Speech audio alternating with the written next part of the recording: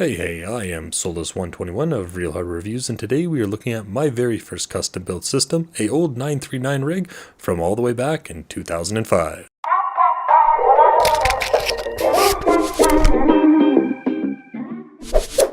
Instead of boring you with a long-winded backstory, let's jump right into the specs. I had an A8N32 SLI Deluxe Asus motherboard, a AMD 643400 2.2 GHz single core with 512 kilobytes of L2 cache, a ATI Radeon X850 XT graphics card, that's with a 256 megabytes of whopping fast DDR3 memory, and 4 gigs of DDR1 400. And last but not least, I had a 160 gig SATA Samsung HDD. I believe it was a 7200 HDD, and it was the first SATA one I had ever seen. And our first game of the day is Halo Combat Evolved. All settings on high and 1080p, we got a minimum of 30 frames per second, a maximum of 138, and 66.1 as the average. So we did pass the PC Master Race test, as the average is 60 FPS or faster. Ran definitely very nice, and on to our next game. Now we move over to Crysis, the important question. Can it play Crysis? The important answer, not very well. Minimum frames per second are a stuttery 6. Average frames per second, again a stuttery 19.9, and a max frames per second at 27. This is running at 1280 by 720.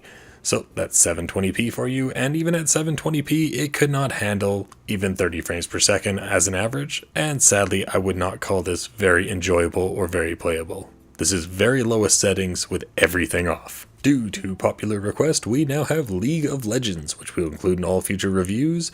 League of Legends is supposed to run on pretty much any system. In the past, I have tested this on a Intel system on a chip board running Intel IGP and actually had no problems running it. Today, I have lots of problems.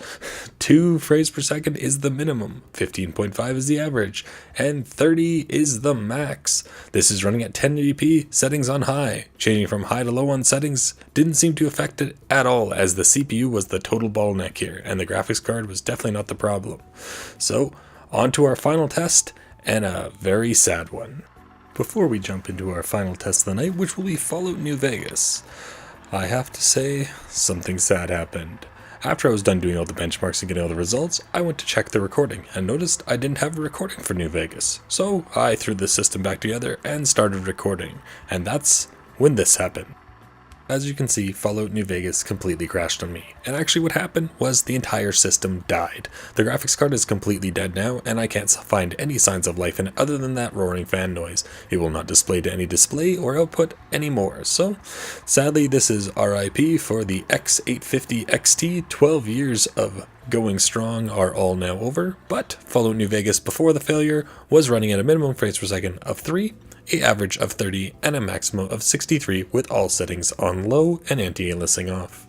This is Souls121 of Real Hard Reviews. Hope you enjoyed my walk down memory lane, and hopefully I can have a lot more classic reviews out for you soon. Make sure to like, subscribe, and comment, as you guys all frickin' rock. Have a good one.